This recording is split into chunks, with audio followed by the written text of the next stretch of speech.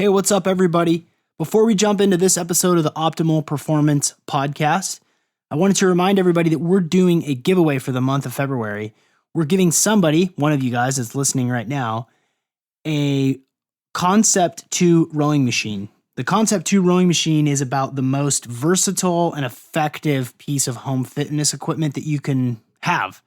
This does strength and cardio and endurance combined into an easy to assemble home workout system. For any of you that have tried rowing hard for like 30 seconds, it's hard. This is great for high intensity interval training.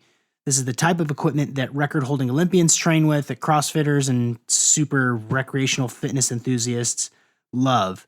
And now you can have one for your very own house, and it's easy to enter to win. But we're also sweetening the deal.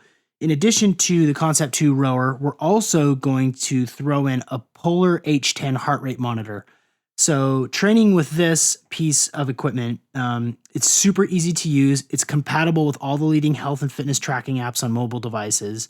It measures the metrics you need to dial in your performance and recovery. It's water resistant, and it provides instant, highly accurate feedback and tracks performance data during any form of activity.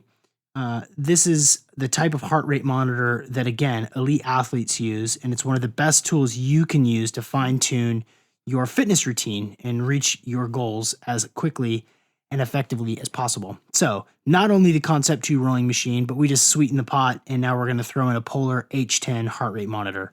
So here's how to enter. Click on the OPP description page on iTunes, put your email in to enter, and make sure that you share this with your friends, because every share that you do gets you an additional 3 entries. So tell your friends and family, share it on Facebook. Somebody's going to win this bad boy, and it might as well be you. So thank you everybody for listening, and on with the episode. You're listening to the Optimal Performance Podcast, and I'm your host, Sean McCormick. It's the OPP.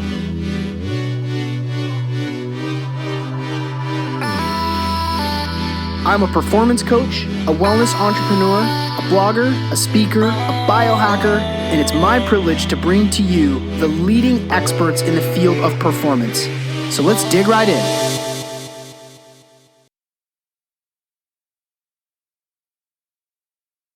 You're listening to the Optimal Performance Podcast. The OPP is brought to you by Natural Stacks, makers of 100% natural and open source supplements designed to help you live optimal.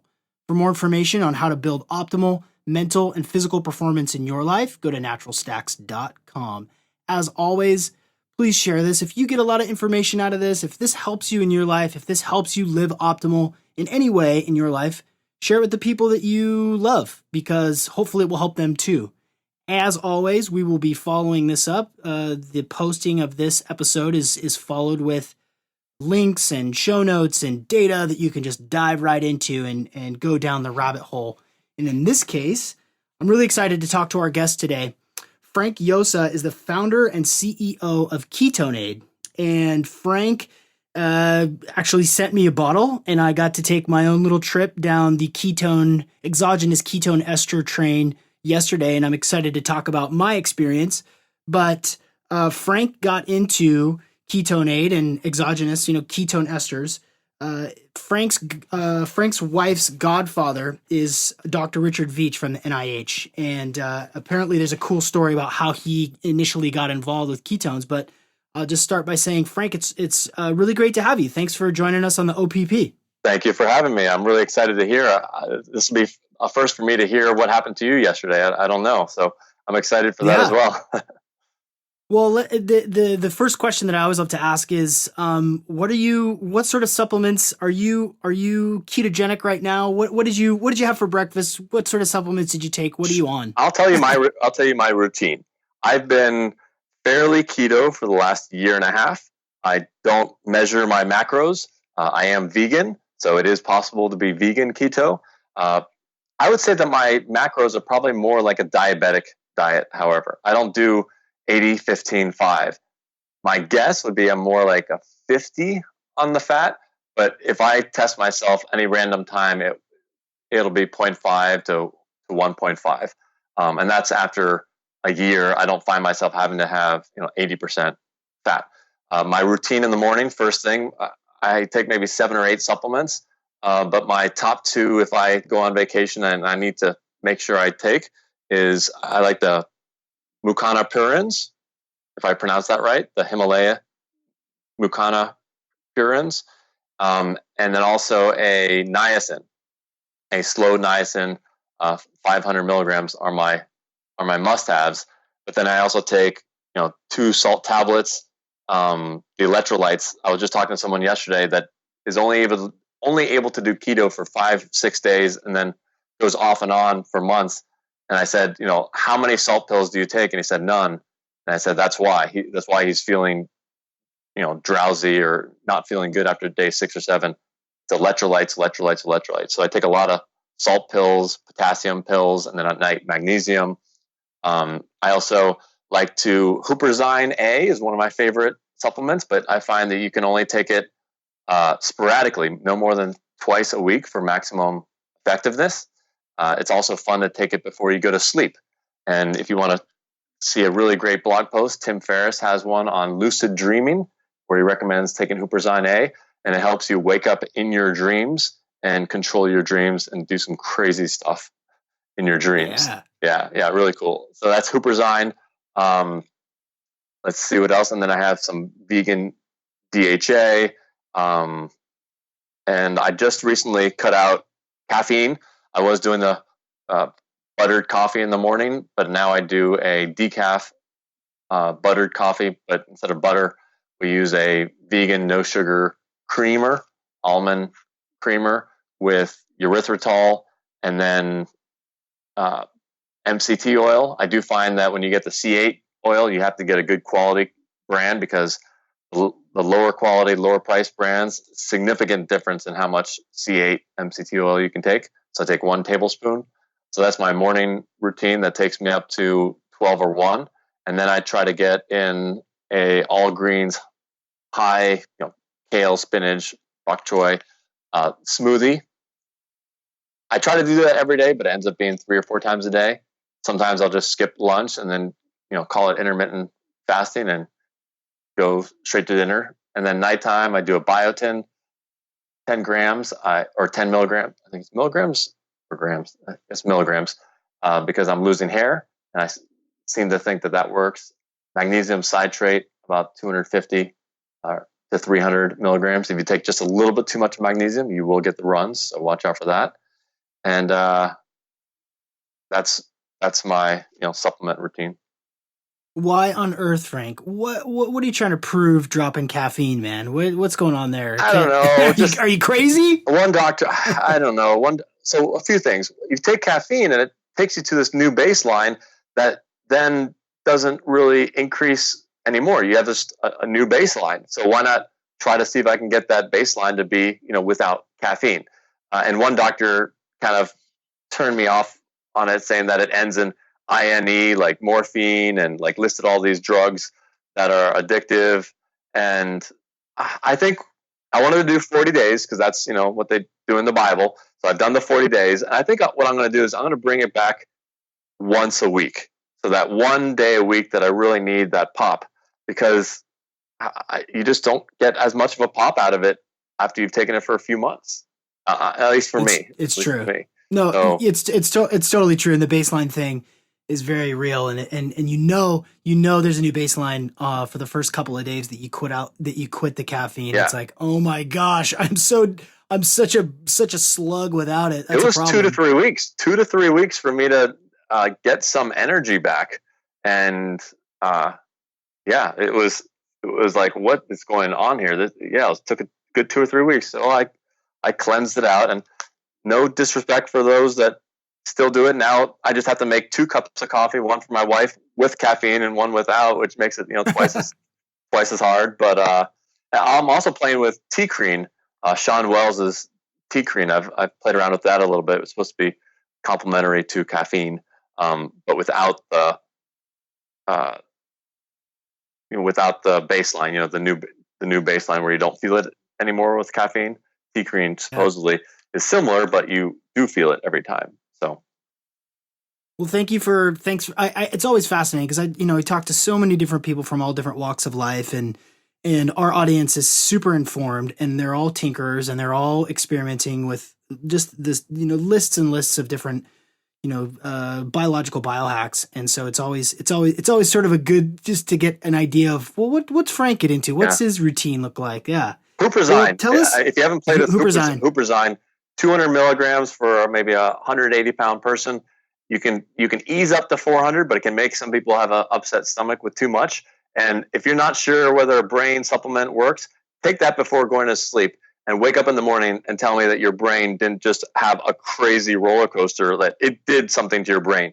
So then when you take it during a meeting, you're not quite sure, but when you take it at night for dreaming, you know that it does something. So then in the meetings, I think, or in something that's, mentally intensive, I do think that there's something there with the Huperzine, and very few supplements do I feel anything like that. But only once or twice a week. I gave it to one person after 3 days. They loved it, and they go, "My dreams went away on day 4." And I said, "It just doesn't work. It just stops working if you take it back to back." So some multivitamins have it a small amount every day, and I just don't know if that does anything. Sure. Well, yeah, don't get greedy with the lucid dreaming, you freakazoid doing weird stuff at night. Well, this could easily turn into a Freudian podcast where we talk about your dreams, but we'll probably that's where my mind goes. But let's talk about Ketoneaid, because tell me your story about, just briefly, how did you get involved in this? Everybody that's listening to this is familiar with what ketosis is. They're familiar with how to get there, with food and with fasting and exercise and so forth. But I don't know that there's that many people that are experimenting with esters or salts. And I know that there's different types of esters, and I know that there's different types of salts. So tell us how you got involved in this weird world. So it started with a friend of mine wrote a blog post, danielaudio.com. He wrote a blog post on his experience with ketosis, and basically said, "Hey, come down the rabbit hole with me," because it's a whole huge rabbit hole of, the concept of eating fat for energy is just, throws everything that we learned out the window. So then I did take that dive, 2 to 4 hours of interviews that I listened to. And then a week later, I went to my father-in-law's 80th birthday party, and he's best friends with Dr. Veach and my wife's godfather. And Dr. Veach is the inventor of all of this, who's based out of NIH, him and Todd King in the lab there. And I was asking him what he was up to, and he starts talking about ketones. And lo and behold, the week before, I had just happened to have taken, the huge deep dive. So I was able to actually be, somewhat able to converse with him, because normally he's not used to people, for him to start from scratch explaining what ketosis is and ketones is, he just gives up. He's just, not worth it, not worth the energy. So for me to be able to converse with him, and then, a year later, while trying to, help him out and get this, get the production going, I decided that I'll just start a company and make it happen, as opposed to relying on others that are promising money or promising production and just not happening. I decided to, put my money where my mouth is and just, go full steam and do it. And so we were the, world's first commercially available ketone ester. Previously, Dave Asprey had spent $25,000 to order one serving from a lab. Now, to have one PhD make one serving, might take him 6 months, and that's where the $25K comes from. But right now, if you were to buy this molecule, you could technically buy on a few different molecule chemical websites, and it's $1,000 a gram, the same $25,000. So the task that we had to undertake was finding a way to bring it down from $25,000 down to $1 a gram or $30 a serving. There's also rumors that Team Sky, Tour de France, was using this $6,000 a drink, $6,000 per serving drink. And I have an epic tale on my website of Greg Henderson in the Tour de France, watching the leading team lose a bottle and freaking out, and for the next 5 miles on a walkie-talkie saying, "We've dropped the bottle. It's on the side of the road. Somebody go back and get it." And Greg is just here thinking, what in the world? Just go grab another Gatorade or, whatever, water. He, in his 20 years, had never seen anyone freak out like that. And then he went back to the bus and told other athletes, and they said, "Oh yeah, they're using these, ketone esters that are $6,000 a drink." So then the light went off, or went on, and it's like, "Oh wow, now I understand why they were freaking out about this, drink if it's so rare." Fast forward 2 years, I got Greg Henderson this drink to try out, and he was freaking out. He said his threshold, like he knows his exact threshold on a bike. You can sustain, 270, or you can sustain 300 for a certain amount of time. And he was, 10, 12% above his threshold. And like he basically said, he was gobsmacked in his accent, what in the world is going on here? And then he understood why that team was paying $6,000 serving, because right. his line was, it's not marginal gains, like, the 0.5% one. It's like massive quantifiable gains. So now it's just a race to make it happen and bring it to market in a price that, that we won't go bankrupt, making it for more than it costs to sell it. And that's what we did. We did an Indiegogo campaign and sold 5 times the quantity that we promised. We even had to halt pre-sales because we need to, let's get these shipped out before we start committing to, more product. And it's been a roller coaster and really exciting, talking to dozens, if not like 50 elite professional athletes in every single sport: MMA, volleyball, tennis, table tennis, cycling, marathon running, giving them exact advice on sending them samples and then giving them exact, protocols on how to take it. Cause, that's tough. We'll get to that later. It's really tough to take it. It's a difficult protocol. So it's been a roller coaster ride for the last year. We've got, multiple R&D labs like simultaneously working on, bringing the cost down, each one working on a different step. It's hard to explain why it's so expensive, but one way to explain it is if you start with a 100-gallon tank and after step 1, you lose 90%, then you've got, 10 gallons left. Then the next step, you refine it, and you lose 90%, and you only have, 1 gallon left. Your 100 gallons that you started with just turned into 1, so it just skyrockets the price. And this stuff comes out in like small droplets at the end, and just wildly expensive. But eventually, I'm confident that it will be in your everyday convenience store. Grab it for a couple bucks, drink. Well, and my experience was different. So I'm a retired elite athlete. I'll full disclosure. I played soccer in college and I played semi-pro afterward, and I'm still pretty active. I do jiu-jitsu and work out at home, and a pretty fit guy. But you and I, when we were talking before I did my test yesterday, you were suggesting obviously not for the performance. You were suggesting for the mental boost. Right. So there's 2 protocols. Actually, 2 protocols, one for mind and one for sport. So there's different ways to take it. The sport requires glucose load and more ketones. The mind protocol requires far less ketones. But then there's also a difference in protocol depending on how keto you are. So it was designed for non-ketogenic athletes. Problem is, only keto people know what this is and are reaching out. So it's kind of an odd thing, to teach a new athlete about the world of ketones. It's just a huge rabbit hole. So all the keto people reach out. It's like, wait a second, well, it wasn't really designed for you. So the sport protocol is then broken down to non-keto athletes, which need to do like a 1-to-1 ratio of glucose, followed 20 minutes later by the ketones. But then there's the fully keto adapted people that are over 1 year, 9 months, no cheat days, fully keto. We found that they can use far less ketones and they don't need the glucose load, and they've had success. What's really tricky, though, is the group in between that are somewhat keto, like weekend warriors, 6 days on, 1 day off. When they don't take it with glucose, their blood glucose drops too much, and it's just like swapping one fuel for another. You might read online or hear online about ketones being stronger than glucose, maybe, but nothing's more potent than having both of them in your system at once.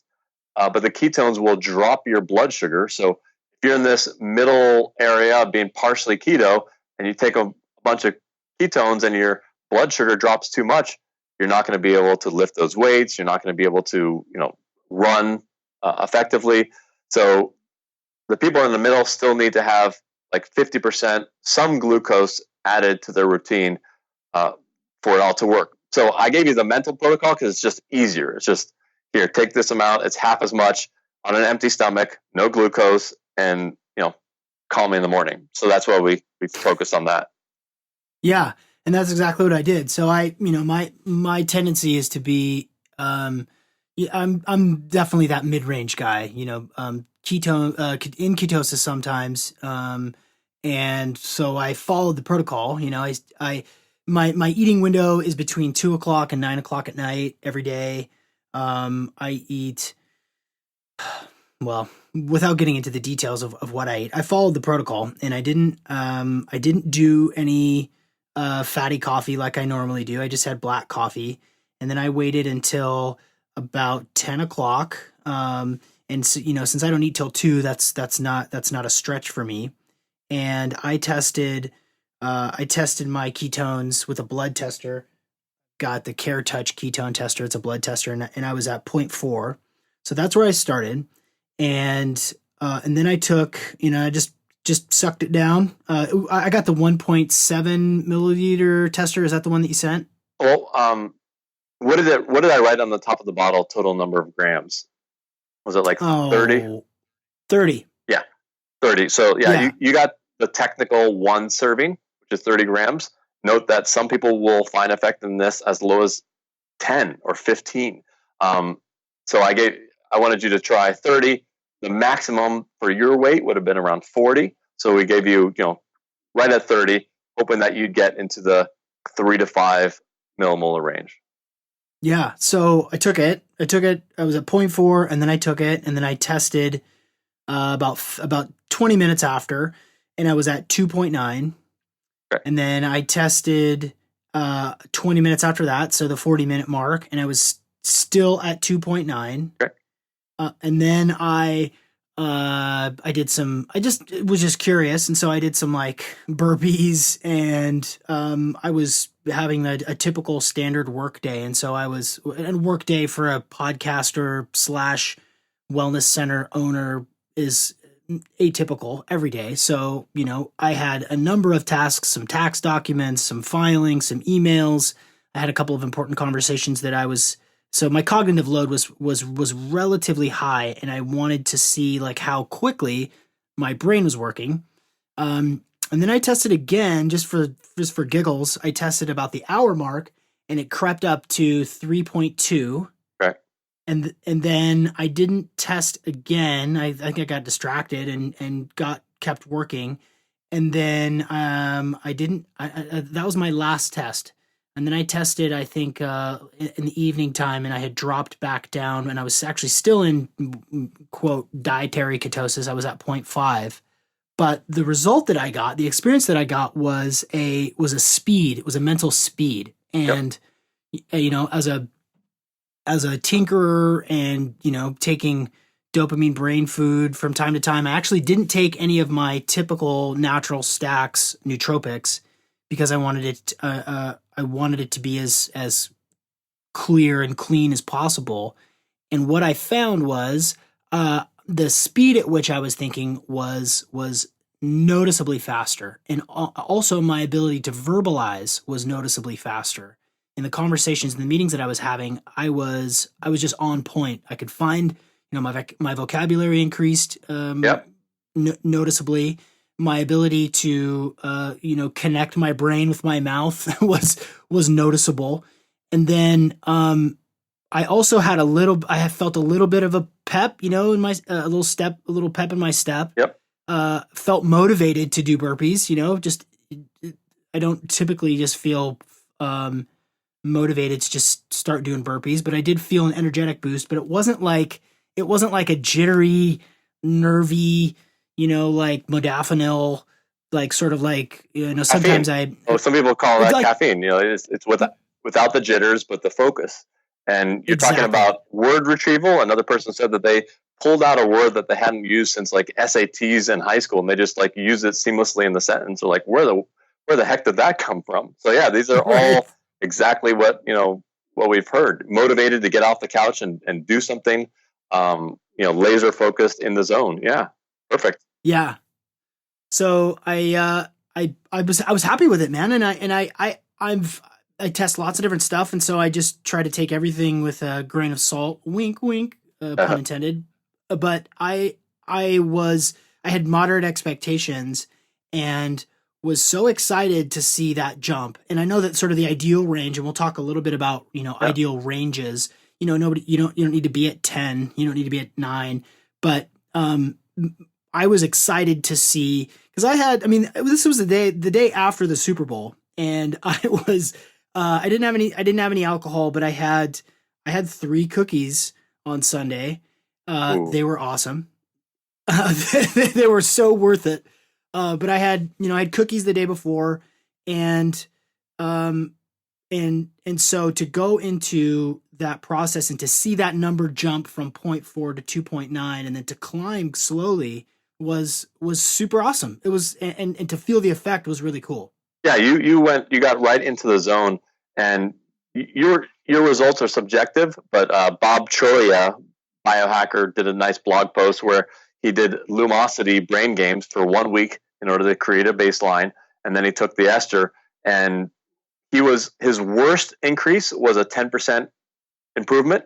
Meanwhile, the 1 week that he was doing these baselines, he would maybe go up 1%. So he took the ester, 10% was his worst increase, and then all the way up to 29% on his scores across like 10 different brain games. And his blog post, talks about all these, different games and which ones. Spatial recognition, where you just kind of see numbers in the corner of your eyes, calculating the equations like in the Matrix. So yeah, it's real. And you were talking about the ideal number.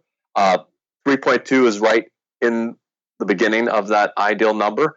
In the past, there's something called ketone salts. For those that don't know, it's the same molecule, beta hydroxybutyrate, but beta hydroxybutyrate is an acid. So with the ketone salts, they bond it with 1 part sodium salt, potassium salt, a salt to bring the pH up.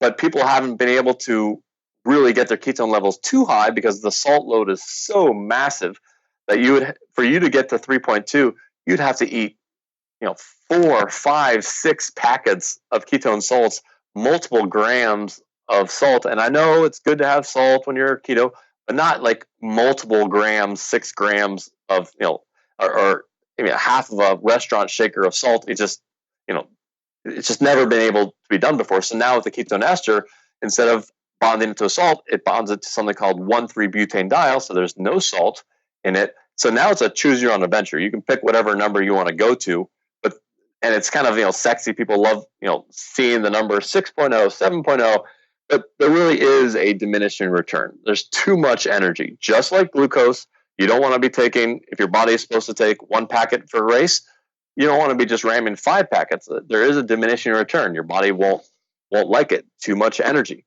So testing your blood ketones, having a baseline, testing at 15, 30, 60, 2 hours, and trying to be in that 3 to 5, maybe 6 range is the ideal range. You start going above that, and there's like we suspect that there's an insulin-like response where the body says, hey, there's too much energy. And we've had people, almost fall asleep. One guy, he took the ester and didn't follow the protocol. He was supposed to start his workout in 10 minutes, and he instead had a half an hour drive. We didn't figure this out until half an hour into our conversation when he was saying that it didn't work. It's like, yeah, then in my half an hour drive, and my partner and I, Steve, we just said, whoa, what half an hour drive? Like, that's not in the protocol.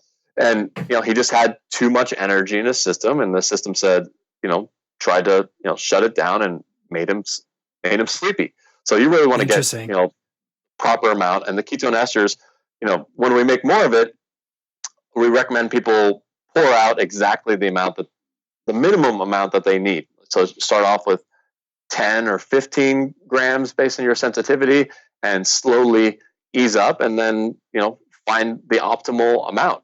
I wanted to give you one number that I knew would work. but ultimately it's cheaper if you can get the same effectiveness at 20 grams. Sure. And is that what you guys are testing now? I mean, you said that you've got R&D labs set up. Are you trying to find that sort of sweet spot for what that sort of minimum effective dose is for the average person? No, those R&D labs are for bringing production costs down. So it's production. As far as what we're doing, every single body is going to respond differently. The 30-gram servings is a number that we know won't get people too high on their ketone levels, even whether they're keto or non-keto. But they can decide that they can, if they want to start with 15, that's probably what I would do. Recommend starting a little bit lower. Also, I wanted to ask you, how is your hunger? So you took it right at 10 a.m. and you normally don't eat at 2. What did it do for your hunger? I didn't notice. Again, because I fast every day, basically, just constantly. Every day is an intermittent fast. I didn't really notice a difference in my hunger. I've been doing it for such a long time that I really don't start getting hungry until 1:30, as my brain says, "Hey dude, you need some food." And it was about consistent with what I usually experience. Oftentimes we hear people say that, they had no hunger straight until dinner.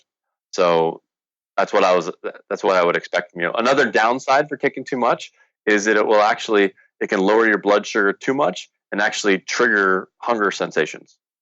So there is, if you're hypoglycemic, low blood sugar, you get hungry. So sometimes they'll just grab a handful of nuts and that recalibrates that, and then they get back into the zone again. Do you is this for everybody? Is ketone esters for everybody flat out? Well, we don't recommend it for anyone under the age of 18. Once you start talking about children and pregnant women, we just want to stay far away from that. Some of the ketone supplements say safe for children and pregnant women, and I just see that it just makes me cringe. But as far as for everyone else, well, it's expensive right now, but when it becomes an everyday convenience store drink, if you're going to be grabbing something, I think it would be more beneficial to grab the ketone version versus the sugar version. But is it going to be as good as grabbing a 100% kale juice drink? Probably not. That's real food. Real food like that is better. But some people will find themselves taking this smaller quantities, spreading it out 3 times a day for every day. I mean, there have been studies done that show longevity studies on telomeres where they are able to show an increase in lifespan with ketones. So the research is just now starting to begin. There haven't been a large quantity of ketone esters to be able to be supplied to researchers, but they're lining up for a myriad of experiments. But once there's they need many kilos or tons of material to do massive studies. So we're really early on that front right now. And as far as elite athletes, no one should ever take this game day. When this works, it really works. But when it doesn't work, it really doesn't work. This isn't you take a couple you take a couple salt tablets. Oh, did I notice a difference? No, like if you take too much of it, or you take it at the wrong time, or you don't follow the protocol because you've only listened to the podcast where it went well. By the way, I put several podcasts where it did not go well because people kept on saying, "Oh, it always works." No, it doesn't. I've had a couple of people drop out of the race, so it's important that you take it on a 1, if not 2 practice days, same time of the day. Don't have your race be at a 7 a.m. race, but then you're testing the ketone esters at 5 p.m. with a sandwich in your stomach. Like, it's got to be the exact same conditions before you bring it into game day. It's very powerful stuff, so you have to take it right. I wish the protocol was easier. That's what it'll be when it's in convenience stores. It'll be much smaller quantities instead of 30 or 60 grams, 50 grams being the maximum for a 180-pound person. The convenience store drink will only have 5 grams. So yeah, you can just take it without thinking. But once you increase the quantity, you want to be very meticulous about when you take the glucose load. Your stomach, having an empty stomach, if you have food in your stomach, it decreases the effectiveness by 50%. Sometimes I get these, Instagram people with 1 million followers that want to try it, and I try to explain to them how to take it, and they're like, "Oh man, you're making this hard for me." I'm like, "I'm sorry. Like, I wish it was just crack open a bottle and drink it and be done." And sure enough, a week later they said, it didn't work, and then I asked them, what they did, and sure enough, they, went to the gas station right beforehand and had a hot dog and just didn't follow the protocol. And even the people that do follow the protocol and had amazing results, like one Ninja Warrior, he had a 4-minute hold time was his PR. He took the ester and he had a 9-minute hold time. And he said the only reason he stopped, not because his arms were tired, but he felt his skin was falling off. So you'll have experiences like that where it works when they did follow the protocol. You would think the second time they would follow the protocol again because it worked. No, the opposite happens. It works so well that they just think, oh, it just works, and then they don't follow the protocol and it doesn't work. So it's really important to be meticulous with the protocol. So you're saying like he was actually like doing a hang on a bar? Yeah. How long can I hang on this bar? It's a pretty simple test, and his PR was 4 minutes, and he has it all on video. And he was, he just went to 9. Another Ninja Warrior, Andy Lowe's, said that normally he does 15 sets of pull-ups, I think 10 each, and his PR was 18. And then this time he hit 23 sets, and he had to stop because he started just getting scared. He's like, "What is going on? Like, this is just way over his PR numbers." So yeah, we're seeing these results from multiple people, and obviously individual results may vary. And if you don't have good baselines, some people say, "Oh, well, I'm going to go for a run, and then next week I'm going to take the ester and go for the same run and see how I did." It doesn't work that way. You could easily have a 10% difference, just a random Joe running one day versus another day a week later. Like, you can't do it that way. But if you have Strava results, like on a bike, you've done the same route 10 times, then I'm extremely confident that you will notice a quantifiable increase in your performance if you have really good data. And the funny thing is, some people won't feel a difference. So some people won't feel a difference. So the ketones will drop your the level of lactic acid in your legs by almost 50%. So what happens? What happens is you just go a little bit faster until you reach this new threshold, but you don't know that you're going faster until you look down at your watch or you have some data. We gave it to one ultra marathon runner, and he said, "I didn't notice a difference." It's like, okay, well, how fast do you run? Like, how fast do you normally run, and what did you do? He said, "Well, I run anywhere from 7-minute miles to 10-minute miles, depending on what I feel like doing that day." And I said, "Well, if you have that huge of a range, and then you suddenly with the esters you're running 7:38, it doesn't work that way. You have to be at a threshold of exertion, and then you'll be able to notice, I think, a quantifiable improvement." Yeah, makes sense. So what are some other uses for this? You touched just briefly about like disease and stuff like that. What about like recovery? Are there other uses for ketone esters that you either think may be valid with further research or whatever? Yeah, so we're starting to play with a protocol of taking it the day before, which seems wasteful. It's a super expensive drink. You're just going to take it the day before your performance. Well, it's much less risky because it's not game day. What does it do immediately to your blood sugar? But we've only done this a few times, but we've found anecdotal reports or subjective reports that the next day they woke up an hour or two earlier, just ready to go, just as if their brain was just firing on all cylinders. And you might notice that as well, the day 2 effect, where you might just feel just a little bit better, a little bit sharper. And so for some athletes, they can take it the day before to have, just on game day, they're fully on. But then also you can take it as a recovery drink mixed in with your carb recovery drink for next day recovery. Now, as far as recovery, those that have taken it before their performance have noticed that the next day recovery in and of itself was just amazing. Greg Henderson does an HRV monitor where he detects, variabilities in his heart rate. And normally it would read a 3, like he just had a really hard workout, but it read a 7 as if he had taken the day off. And he's like, what in the world is going on here? Mm. And that was taking the drink beforehand.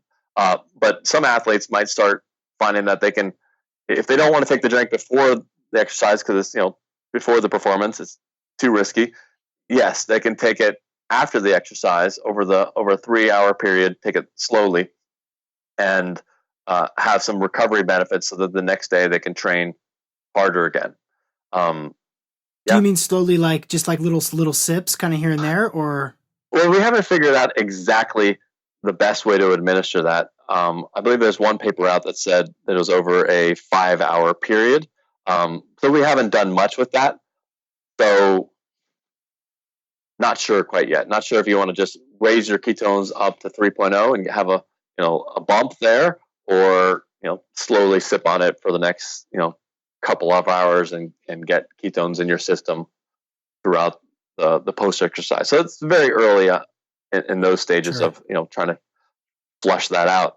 But we also, one downside for the drink is it only works for, another downside is that it only works for 90 minutes to 2 hours. And then there's just a sheer cliff. You run out of fuel and that's that. So then it's a question of, okay, well, there's these longer performances. How do you do a 5-hour? How do you do a 6-hour? And you can't just follow the same protocol from before, because your blood, when you're not working out and you're just stretching, getting ready for your performance, your blood glucose levels are going to react differently than if you're mid-race. So you can't just repeat the 4-race protocol mid-race. So we found that some tweaks we've been able to top off a couple of times and extend another hour. And you do that by having about half the amount that you took up front, and bring the glucose closer together with the ketones. So instead of being 20 minutes apart, so you have a spike in glucose and then the ketones bring it down, it's more like 5 or 10 minutes apart. And then people have had success extending it another hour. Okay. Yeah. Personally, I didn't experience any sort of drop off, not a noticeable, like, oh, I'm sad and tired now. Nothing like that. But you were on the mind protocol. So there's difference. So if you're on the mind protocol and you're doing no glucose and it's just the mind, you're not burning up. Yes, your brain is using ketones, but not compared to someone running. When you're running or on a bike, you're using up. So on the mind, yeah, it could easily, you tell me, 5 to 6 hours. Some people have reported 8 hours of straight mental in the zone, locked the office door and got a week's worth of work done. But on the bike or, full out running, 90 minutes, you could use it all up. Yeah. I mean, yesterday I did a bunch of tax documents. I did payroll. I came home and played with my kids, for a couple of hours. I just felt this like presence of mind that I'm fond of, because I'm doing lots of different things and running businesses and doing podcasts and trying to juggle a very active life. And I pride myself in my ability to stay focused and be present and be in the moment. Yep. And without my sort of standard nootropic stack that I usually take during a work day, I didn't have any of that. I had the Ketoneaid instead, and experienced. I had a really great day. And now that I'm thinking about it today, and even though I didn't take the athletic performance protocol, I'm after we're done here, I'm gonna go exercise because I feel really good today. The following day. Yeah. So tell me with your. So next time, I would think you would want to keep your routine the same. So whatever, nutritional supplements you normally take, and actually take it with them. So your baseline is you with supplements.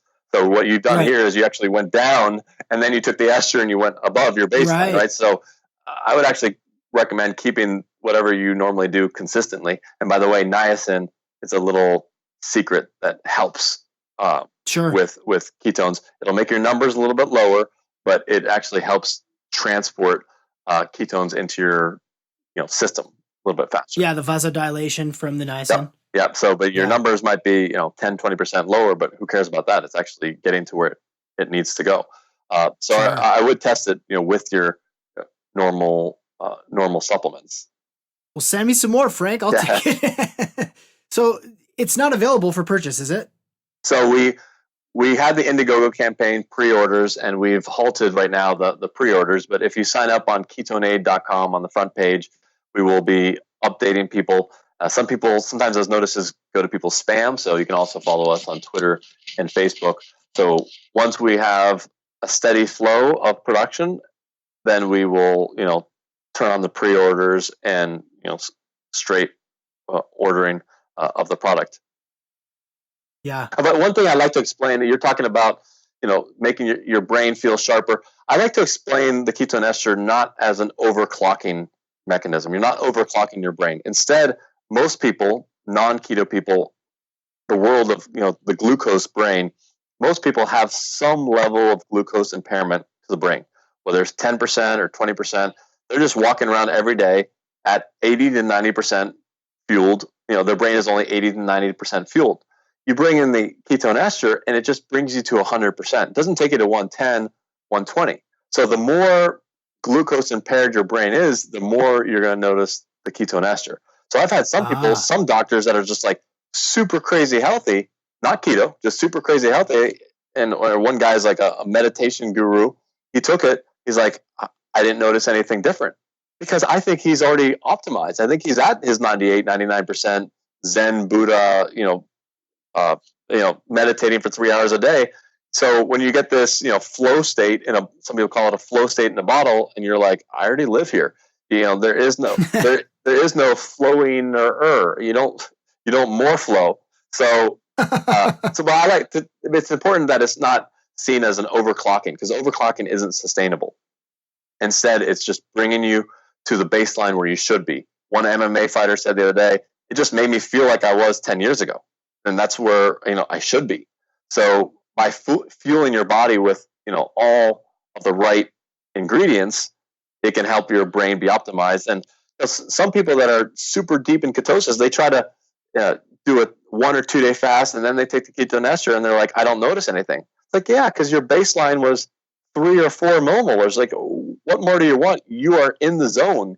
You can't amp it up. Now you're just being greedy. Yes, yeah. So you've wasted that drink. Some people have used it, however, to kick off a multi-day fast. That makes sense, but don't waste it by saying, I'm going to fast for 2 days and then take the drink. It's just, I think that would be a waste. So yeah, if that helps explain, that's not an overclocking. It's just letting your brain be where it should be.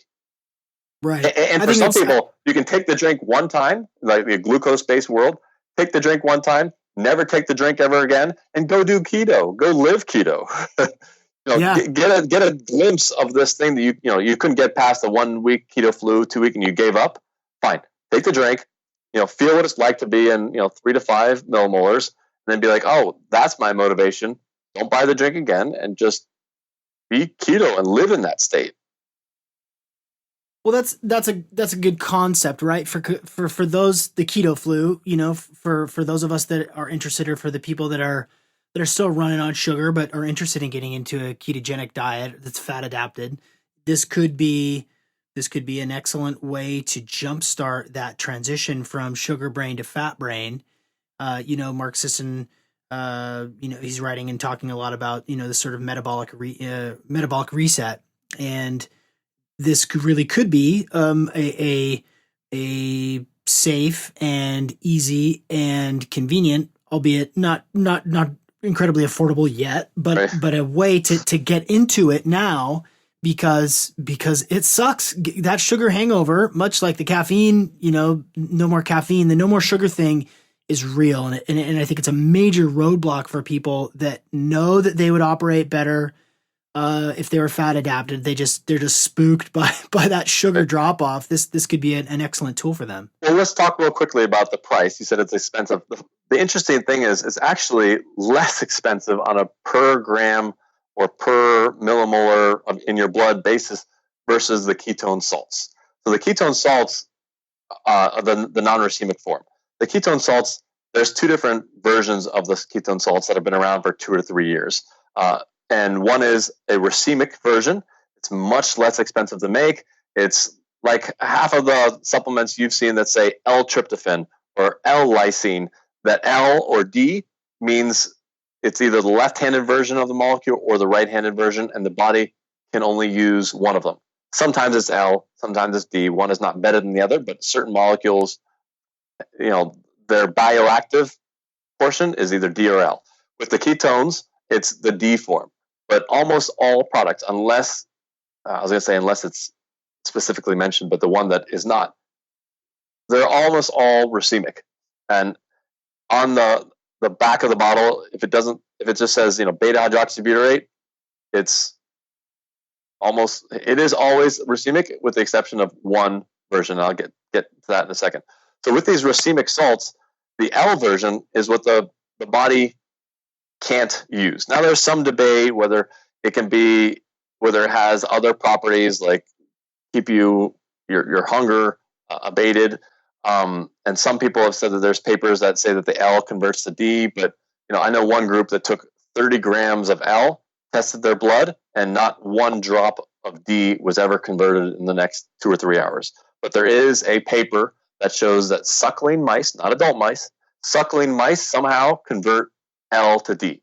So I wouldn't recommend making any assumptions that works in adults if it doesn't even work in adult mice. So the L form is just, it's a waste, but then you still have to have the salt load on the L form because it's, beta hydroxybutyrate is acidic. So with this racemic salts, half of that massive salt load is just going to waste because it's bonded to the L.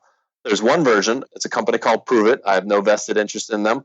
They have a version called Max, and that is substantially non-racemic.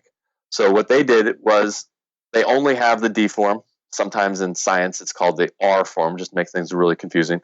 It's just a D form.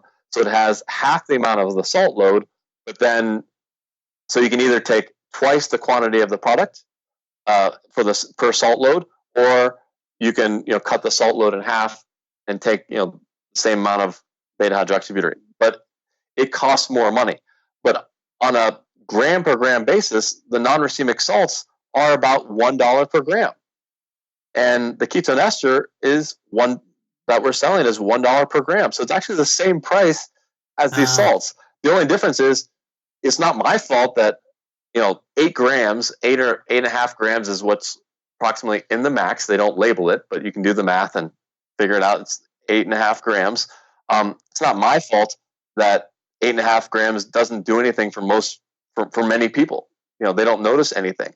It's just too small. Dr. Veach, the inventor of all this, made ketone salts, non-racemic, many, many years ago, 10, 15 years ago, and he just threw it in the trash because it's like, not enough energy can be created. The doctors would kill me if I was giving this amount of salt load to people. Just threw it out. So 8 grams. So our serving size is the equivalent of, our one serving is 3 packets, 4 packets of Keto Max. So on a gram per gram basis, it's the same. Got it. So that's why I was saying that some people might find, if you find effectiveness with that one packet of Max, the non-caffeine, let's isolate the variables, the non-caffeine version, if you feel that, then go ahead, start as low as 8 grams of the ester and see if that does anything for you. But the optimal maximum amount, you just can't get to those levels with the salt. What is the amount of information and anecdotes coming in? Is it a little much to kind of track and I mean, I can only imagine the different stories and different variables. There's so many different things that come into play when you're experimenting with, do you consider this a supplement? Well, I no. guess. So we don't consider it a supplement. You're talking about the data and the facts that are out there and how confusing it is. Let me tell you one quick paper that was out there. It compared racemic salts to non-racemic ketone ester. Like, that is so confusing. Why wouldn't you do the scientific paper on racemic salts? Sorry, non-racemic salts, so just a deformed salt versus just a deformed ester. So you have, some level playing field, but they didn't. They used racemic over here and then the salt, and then compared the two and showed, on a gram per gram basis that the ester did more. But yeah, that's racemic stuff. So no, we're selling the ester as a food.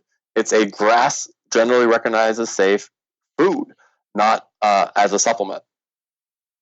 Got it.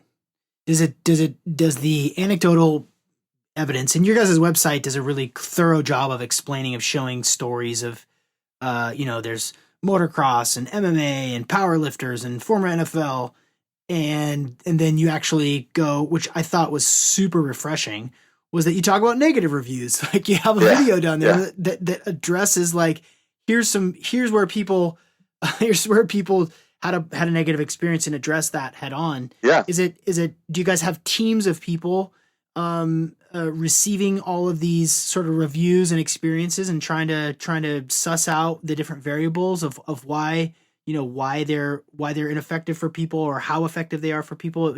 I mean, especially with the amount of detail, just talking about racemic and non-racemic, that element alone just gets confusing quickly, I think, for the layperson.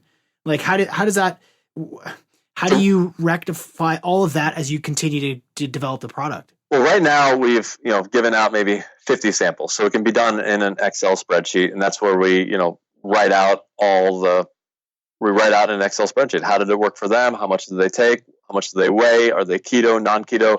And get all the variables. And we have a pretty good picture of why it didn't work. It didn't work because that person refused to take glucose, and we told them, don't do it, and they said, "Oh, I want to try it," and it didn't work. I told you so. The other athlete took the protocol game day as opposed to in practice, and took that pre-game protocol and did it in the middle of a race. So they didn't take it when they were stationary. They took it in the middle of the race, which game day didn't work. So we just, from there forward, we told everyone, don't take it game day and don't take it in the middle of the race unless you change the protocol. You have to take much less and stuff like that. So yeah, we're learning all along. We had 400 backers on the Indiegogo campaign, so we're hoping to be able to keep them very engaged by either having like a discussion board or having a survey that they can fill out. How did it work for you? What quantity worked for you? What's the minimum quantity that have you tried a minimum quantity that, what's the smallest amount that you noticed nothing? I want to know where that number is. What's the minimum viable, amount that someone can take? So yeah, we're hoping to be very engaged with people to get feedback from them. But we do have a pretty reliable standard protocol. But sometimes with these, an MMA fighter or professional athlete, I might only be able to give them 1 or 2 servings. So we're going to stick with what we know works. But soon, when they're able to have a liter of it, a much larger quantity, then they can start playing around with, let me try 10 grams. Let me try 15. Let me try 20 the day before. And we'll just be getting, hopefully, a whole bunch more of these, reports, and constantly tweaking the best protocol and share that with people. Yeah. I want to go back to something that you mentioned about the way that you eat, because Vigo keto is, I think, something that a lot of people who are tinkering and who are moving to a plant-based diet. Yeah. I'm just sort of curious, because I think for someone like you, who's obviously performing at a high level and innovating and working hard, how do you sustain your what does your diet look like being vegan and keto? Well, so first of all, a lot of avocados. So, the other day I bought 12. How many? How many, Frank? I bought 12 avocados and then they all get ripe at one time. And what you do is you put them in a big bowl and you smush them up, and then you put them in the freezer. You put them into ice cube trays in your freezer, and then you squirt lemon on them, and then a sheet of plastic over it, and you can freeze them, and then you can pop them out of the ice cube trays to put into your smoothie, so you always have like perfectly ready avocados. So that's my avocado hack. Yeah. Okay. And so a lot of avocados.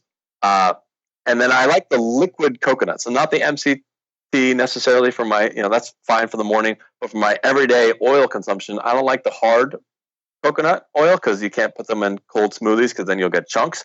So the MCT, I think it's like a C12, just the cheapest Carrington Farms liquid coconut that you can get on Amazon for $7, add an item. I just, squirt into the smoothie 1 or 2 tablespoons of that with some avocado, and then greens, kale, bok choy, and then some cocoa powder, hemp seed, and sometimes chia seeds, but sometimes they make it thick. But I like to have a thick smoothie, not a watered down. If you have a watered down smoothie, it's just it's all water. Yeah. So I get a large thick smoothie, and then so a lot of avocados. Let's see what else. Soy. A lot of people are anti-soy. I could probably be talked out of it, but being vegan, you're gonna start taking away soy from me. It's gonna be pretty hard. So I try to make it as organic as possible. There's some pea protein, meat-ish type products that are out there. Like Beyond Meat has a lot of pea proteins, and I'm actually able to do some level of beans and even bean chips. Believe it or not, there's a Benito's, which is like the number one ingredient is bean as opposed to rice, and I'm able to actually use that with my guacamole or avocados and stay in. My wife, if she has any beans or black beans, it kicks her straight out. So everyone's different how they respond to that. There's some noodles that are just bean based, like, and I'll dump in 2 tablespoons of that cheap MCT oil. So you get some oil in there. Brussels sprouts. I guess I could go to my refrigerator and see what's in there. The easiest thing is the smoothies, like really super fast Vitamix. I don't really have recipes. I just throw the whole bunch in. Oh, ginger is a good way to, if you put the ginger in the smoothie, it kicks out all the bitter that you're, this bitter green plant-based stuff. If you have a bunch of ginger that you put in there, it will give it enough kick that you don't notice the bitter. And the trick with the ginger is you can't just throw an elbow of ginger into your thing because you'll have all these stringy strings. So I first put the ginger in the blender with water, just those 2, and then I put it through not a funnel, but a screen that captures all the pulp. So I then put the liquid back into the smoothie without any of the stringiness, and then I add the other stuff, to make the smoothie. Nice. And sometimes I do the same thing with turmeric root. Do you eat many mushrooms? I should do more mushrooms. I did buy it recently, and I don't like the taste of it, so I throw it into the smoothie sometimes when I remember. And then as far as fruit, I mean, people talk about, but fruit is so healthy. It's got all these antioxidants and fruit. How can you not eat fruit? And I say, okay, if cocaine was laced with vitamin C, would that make it healthy? It's like, but it's the sugar. And this one doctor was saying, but it's so colorful. That means it's got to be healthy. I'm like, well, the most colorful toad frog, whatever, is the most venomous in the world. Color doesn't necessarily, it could be the opposite. Color draws in to lure you in to kill you. So, I mean, I might throw in a couple blueberries or papaya, just to have a few things. But this whole antioxidant thing, here's a boat of sugar that has a bunch of antioxidants. Well, there's a bunch of antioxidants in kale. There's a bunch of antioxidants in chocolate. And there are some chocolate bars, really hard to find. Lily's has a vegan, sugar-free chocolate bar that is actually pretty good. What? It doesn't. Come on, it tastes like shoe. It tastes like a shoe, right? Well, tastes like a shoe is Trader Joe's, has an all no sugar, all black midnight chocolate that does taste like a shoe. But I have gotten used to eating shoes. I don't eat I don't eat for flavor. My family looks at what I eat. I eat for fuel and for speed. I just want to throw it all into the bowl and be done with it so I can move on. So I mean, if before I had a sugar sweet tooth. I could eat an entire box of, candies. But one of the benefits also of being vegan is I have this new line in the sand. Well, can't eat that. It's got, milk in it. Oh, it's got eggs. And that in and of itself cuts out a lot of processed foods. So right. That's the other benefit of being vegan is if you draw that line and you just don't eat any processed foods with milk or eggs, like there goes 80%. Now, there are ways to cheat and find, vegan, unhealthy. Vegan does not mean healthy. Like that's just such a wrong conception. Right. Right. There's so many unhealthy, vegan foods that are out there. But it is very hard to eat at a restaurant. I mean, we ask them if there's anything vegan. They're like, we have a salad. Like, I don't want this, iceberg lettuce.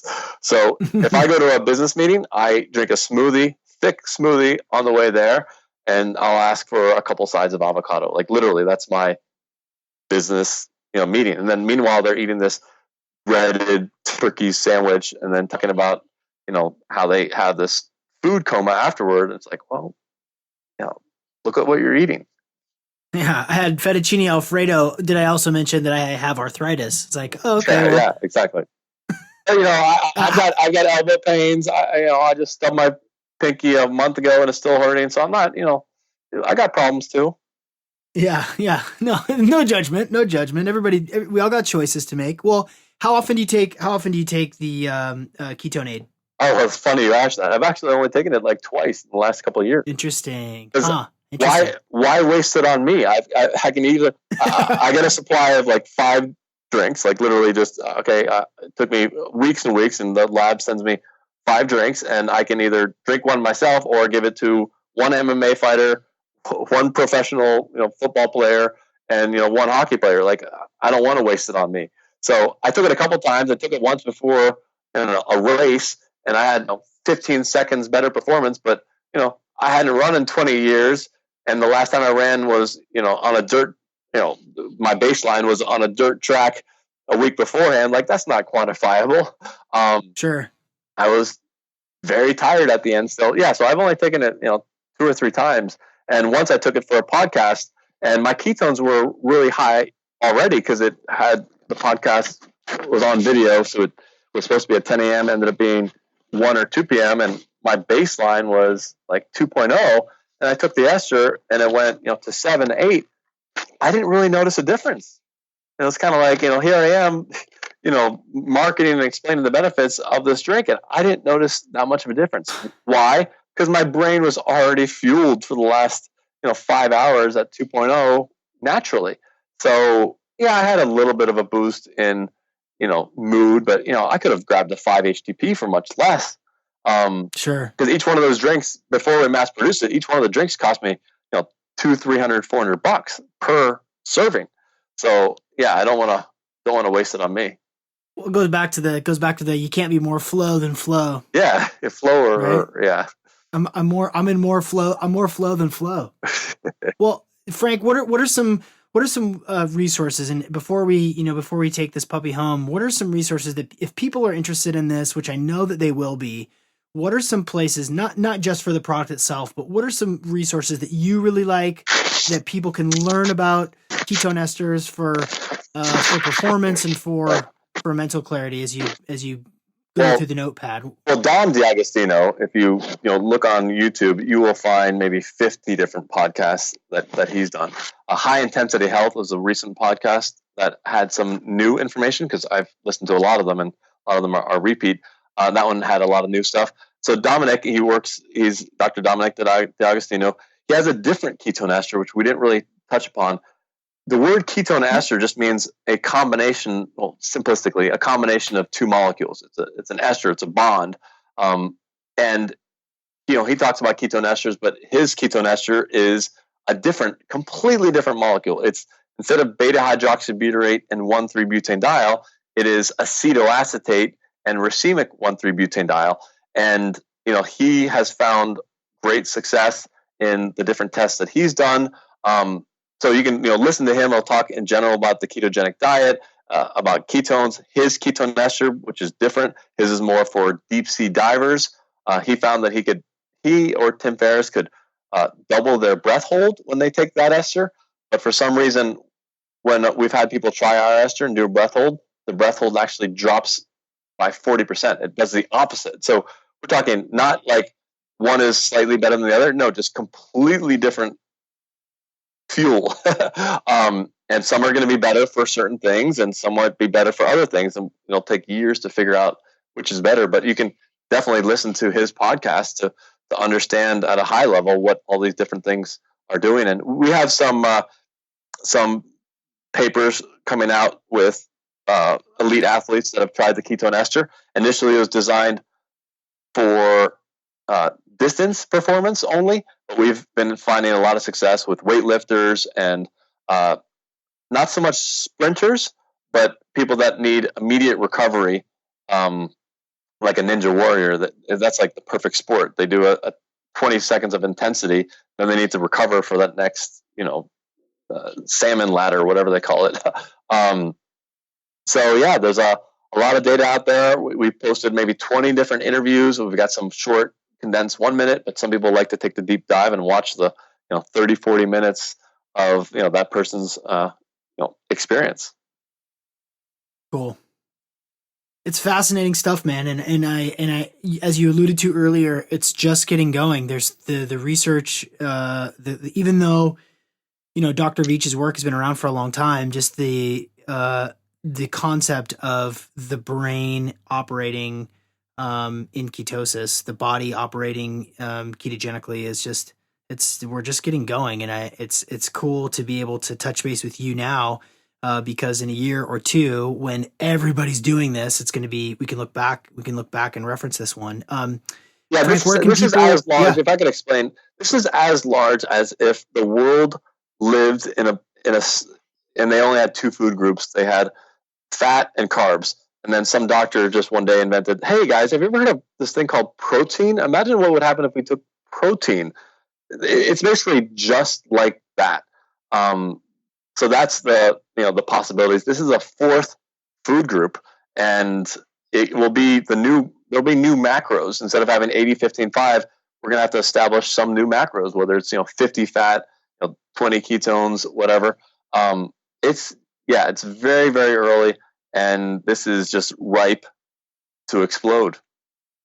Yeah, I see it. I couldn't agree more. And I know that our listeners are informed and poised and ready and just hungering for new knowledge. So I think that there's a lot of good clarifying information in this for everybody. Where can people get a hold of you, Frank, if you want them to? Ketoneaid.com. And what I'm expecting is we got these 400 orders. Once those go out and then they start telling 10, 20 people about their experience, then I might not be able.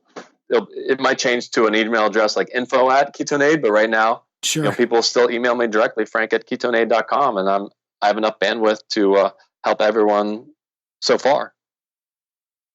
Awesome. Well, that does it for this episode of the Optimal Performance Podcast. Frank, thanks for joining us, man. All right, thanks a lot.